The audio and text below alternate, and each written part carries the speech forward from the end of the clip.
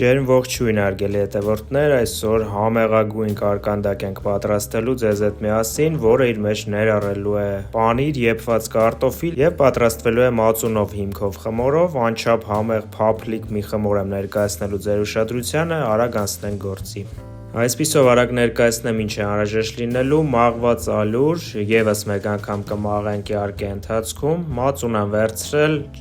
ջերմությունը կապ չունի, ինձ մոտ սառնարանից է, 3 ձու, որից 2-ը օգտագործելու ենք խմորի մեջ, միջուկի մասին խոսենք մի փոքր ուշ, անհրաժեշտ է լինելու նաեւ բուսայուղ, աղ է անհրաժեշտ լինելու, սոդա, տեսեք 2-ը միասին եմ լցրել եւ խոսելով միջուկի մասին վերցրել եմ լոռի տեսակի Մարիաննայի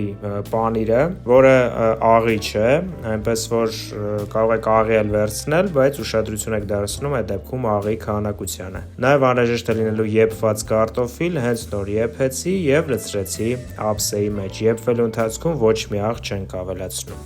Դե ինչ, առաջնահերթ 2 ձուն կոտրում ենք պատրաստվող խմորի համար պատրաստվող թասի մեջ, այսպես առաջինը եւ երկրորդը, առհասարակ ես այսպես չեմ անում, բայց այսօր կանենք այսպես։ Հիմա մի թեթև հարում ենք, շատ հարելու կարիք չկա ընդհանրապես, մի թեթև այնքան որ լինի հարված եւ այդ գործողությունը անելուց հետո անմիջապես մածունին ավելացնում ենք սոդան, խառնում ենք մի թեթև, որ ռեակցիայի մեջ մտնի, սկսի փրփրել եւ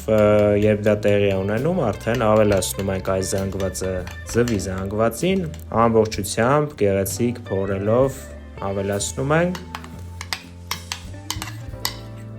Մի թեթև կխառնենք, չենք մոռանում ավելացնել նաև աղը պարտադիր կերպով, մինչ այդ բուսայուղն ենք ավելացնում իհարկե, խառնում ենք եւ ինչպես նշեցի, ավելացնում ենք աղը այստեղ։ Եվս մեկ անգամ շատ թեթև կխառնենք եւ փուլ կավելացնենք մաղված ալուրը, ես եւս մեկ անգամ կմաղեմ, սակայն կարող եք այդ գործողությունը չանել։ Մեզ անհրաժեշտ է ստանալ անչափ փափուկ, սակայն ենթարկվող խմոր։ Խմորը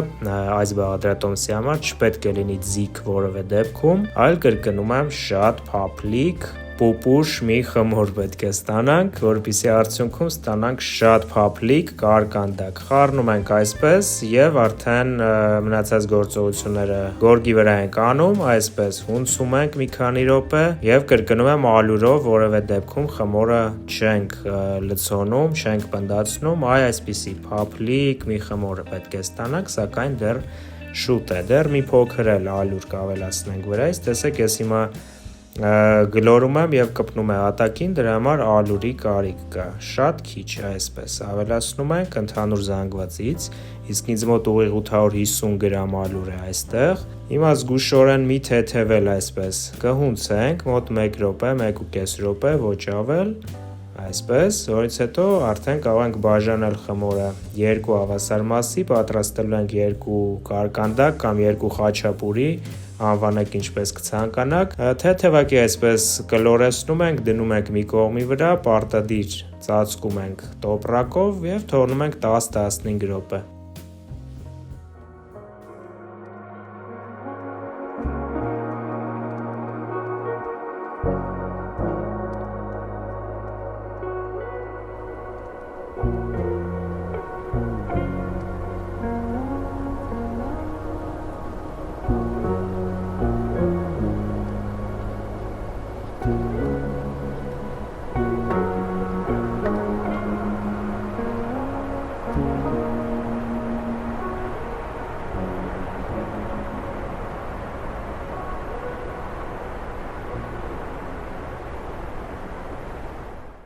Իսկ այդ ընթացքում պատրաստում ենք միջուկը եւ եփված կարտոֆիլը արդեն այսպես տրորում ենք խյուսի համար նախատեսված հատուկ սարքով, ամբողջությամբ այսպես կտրորենք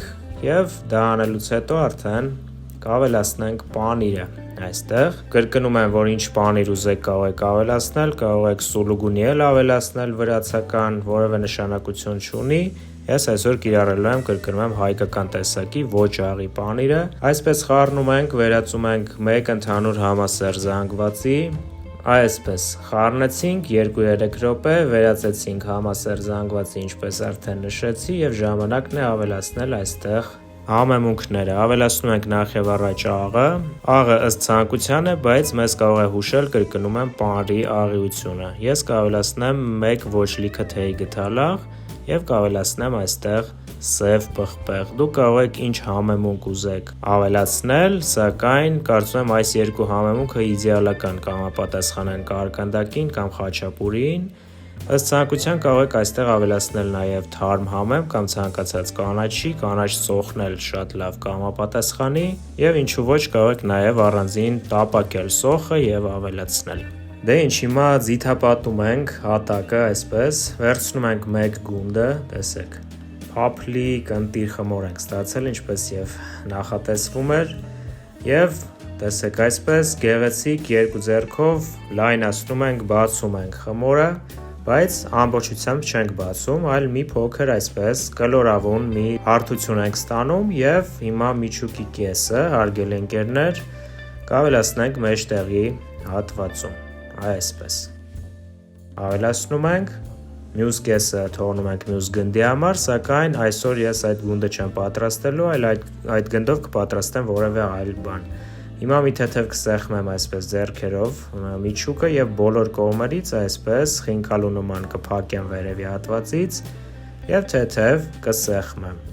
Սեղմում ենք, հարթեցնում ենք, ինչու օգտագործեցինք բուսայուղ, այլ ոչ թե ալուր, որպեսզի շատ խմորը չպնդեցնենք։ Հիմա դնում ենք յուղաթղթի վրա, հատուկ ջեռոցի համար նախատեսված տապակի վրա, մեզ մոտ արդեն տաքանում է ջեռոցը, 180-ից 200 աստիճան դրեք 20-25 րոպե։ Այսպես գեղեցիկ ձեռքերով լայնացնում ենք, կլորեցնում ենք կարկանդակը, տեսեք գեղեցիկ կարկանդակ ենք ստանում, մեծ կարկանդակ, մեջտեղում այսպիսի կտրվածք ենք անում, հիմա կհարենք 1 ամբողջական ձուն, կարող եք միայն ձվի դեղնուցը հարել եւ կեսը ավելացնում ենք այսպես վրայից, գեղեցիկ քսում ենք, դա անելուց հետո կարող ենք ուղարկել արդեն ջեռոց այս գեղեցկությունը թխվելու համար, կրկնում եմ, 180-ից 200 աստիճան, 20-25 րոպե նախօրոք տաքացված ջեռոց։ Ես կդնեմ մեջտեղի հատվածում, ոչ ներքևի, ոչ վերևի, դուք կողմնորոշվեք ձեր ջեռոցով։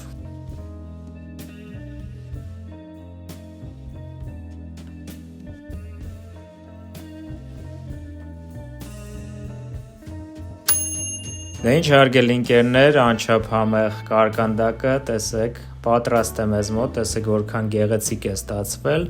եւ ես չեմ դիմանում, չեմ համբերում, որ սառչի, այլ հենց հիմա կտրում եմ այսպես։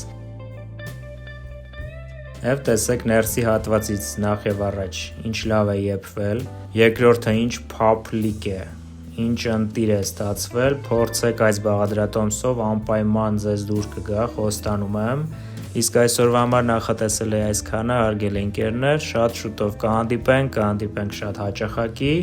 ես կարոտել էի իմ եւ ձեր հանդիպումներին եւ կարծում եմ դա փոխադարձ է։ Շնորհակալություն եւ մինչ նոր հանդիպում։